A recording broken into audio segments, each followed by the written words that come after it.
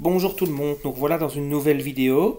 On aurait très bien pu mettre ça à la suite de la vidéo que je vous encourage d'aller voir sur notre chaîne qui s'intitule Pourquoi apprendre les sciences.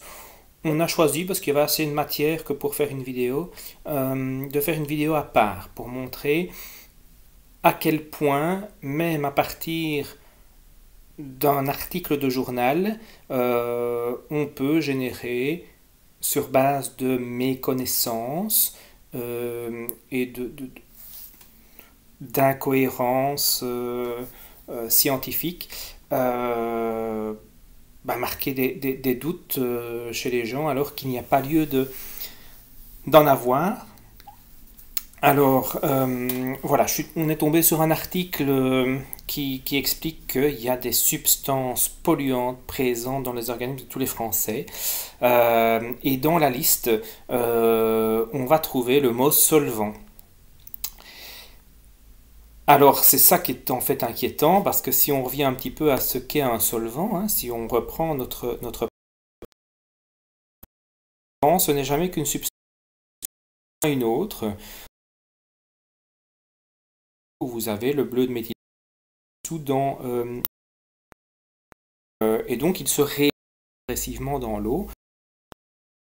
Le plus important, c'est l'eau. Alors oui, dans le corps des êtres vivants, animaux, végétaux et ainsi de suite, on retrouve une très grande quantité de solvant qu'est l'eau, qui n'est pas spécialement toujours. Il est même totalement nécessaire.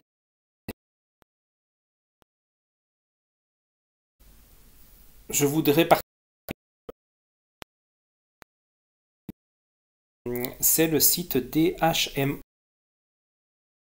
dresser un tableau de l'eau qu'ils appellent le monoxyde de dihydrogène pour effectivement brouiller un petit peu les pistes, et ils vont lister un certain nombre de faits, et de faits où on ne peut pas dire qu'ils ne soient pas vrais.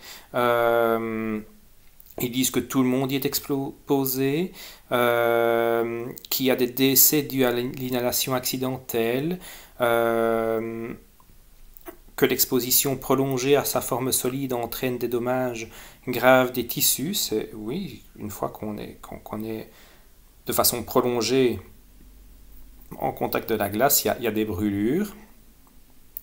L'ingestion en quantité excessive donne un certain nombre d'effets secondaires, et ainsi de suite. Il est responsable, entre autres, de l'érosion des sols, il entraîne la corrosion et l'oxydation de nombreux métaux, et ainsi de suite. Tout ça pour bien montrer que du moment où on prend une substance qui est très commune et je ne vais pas dire relativement inoffensive, mais pas dangereuse en termes de produits dangereux en tout cas, on peut la faire passer pour évidemment la pire des substances. Et ce qui est triste, c'est que même maintenant, en lisant le journal,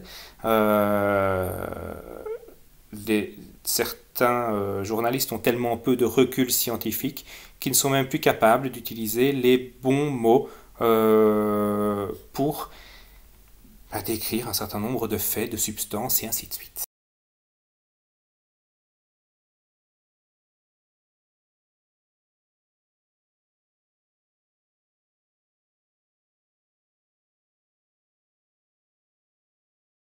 Donc j'ai un jour assisté à une conférence de M. Busquin chez Solvay et qui nous a parlé du principe de précaution.